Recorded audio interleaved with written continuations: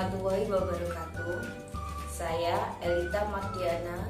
Kali ini saya akan membawakan resume mata kuliah Bina Diri dan Gerak ABK dan penanganan terpadu anak tunadaksa dan pelaksanaan rehabilitasi.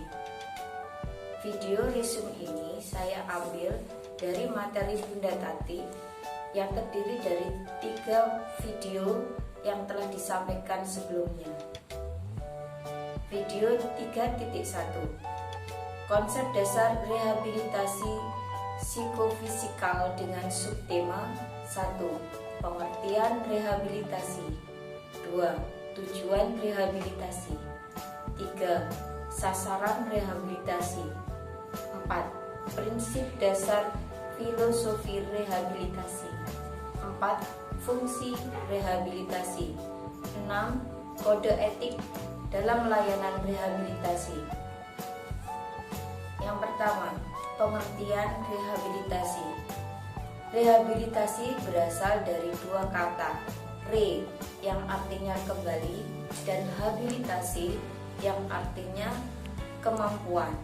Jadi, rehabilitasi adalah suatu proses perbaikan yang ditujukan untuk mengembalikan kemampuan ABK atau penyandang disabilitas supaya dapat memiliki kecakapan yang maksimal dalam kehidupannya supaya bisa hidup mandiri. Tujuan rehabilitasi. Tujuan rehabilitasi untuk memfungsikan kembali dan mengembalikan kemampuan fisik, mental, sosial ABK dan penyandang disabilitas agar dapat melaksanakan fungsi sosialnya secara wajar sesuai dengan bakat. Sedangkan tujuan utama rehabilitasi adalah membantu ABK atau penyandang disabilitas mencapai kemandirian optimal secara fisik, mental, sosial, vokasional, dan ekonomi sesuai kemampuannya. 3. Sasaran rehabilitasi. Sasaran rehabilitasi adalah individu secara holistik dalam konteks ekologinya, bukan hanya keterbatasan fungsional akibat kecacatannya. Perspektif holistik dan ekologis mencakup aspek-aspek fisik, mental, dan spiritual individu yang bersangkutan maupun hubungannya dengan keluarga, pekerjaan, dan keseluruhan lingkungannya. 4. Prinsip dasar filosofi rehabilitasi. A. Setiap orang menganut nilai-nilai sendiri dan harus dihormati. Intinya, kita tidak boleh memaksakan kehendak orang lain, sama seperti merubah nilai-nilai yang sudah ada pada diri anak ABK ataupun penyandang disabilitas. Oke. Setiap orang adalah anggota dari masyarakat dan rehabilitasi seyogyanya memupuk agar orang itu diterima sepenuhnya oleh masyarakat. 5. Fungsi rehabilitasi. 1. Mencegah atau preventif. 2. Menyembuhkan atau kuratif. 3. Pengembalian atau rehabilitatif. 4. Pemeliharaan atau promotif. 6. Kode etik dalam pelayanan rehabilitasi. Kode etik dalam pelayanan rehabilitasi mempunyai tujuan yaitu mengatur tingkah laku para pendukung profesional dalam profesi dalam rehabilitasi. Kode etik dalam rehabilitasi menyangkut masalah-masalah kewajiban tenaga rehabilitasi terhadap A. Individu dan keluarga yang direhabilitasi. B. Masyarakat atau pihak yang berkepentingan dalam proses rehabilitasi. C. Teman sejawat antar profesi. D. Tanggung jawab profesional. Dan E. Keterbukaan pribadi. Video 3.2, penanganan terpadu anak tunadaksa. 1. tahap pra-rehabilitasi atau tahap persiapan. B. Tahap pelaksanaan rehabilitasi. C. Tahap evaluasi dan tindak lanjut. 1. Tahap pra-rehabilitasi atau tahap persiapan.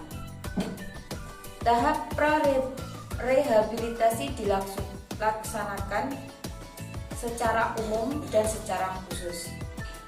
Secara umum maksudnya berlaku bagi semua disabilitas, sedangkan secara khusus artinya untuk anak-anak yang membutuhkan saja. 2. Tahap pelaksanaan rehabilitasi.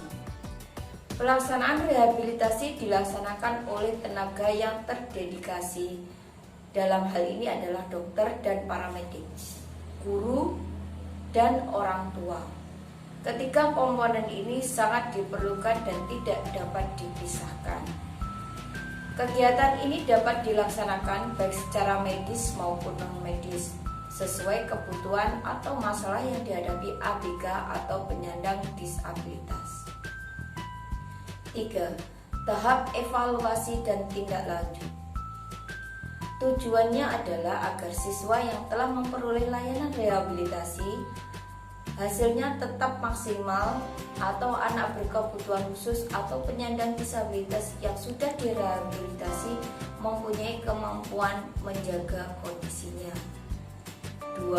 Memiliki keterampilan khusus yang akan disalurkan ke tempat kerja. 3. Anak berkebutuhan khusus atau penyandang disabilitas jika kembali ada keluarganya bisa produktif atau menghasilkan sebuah karya.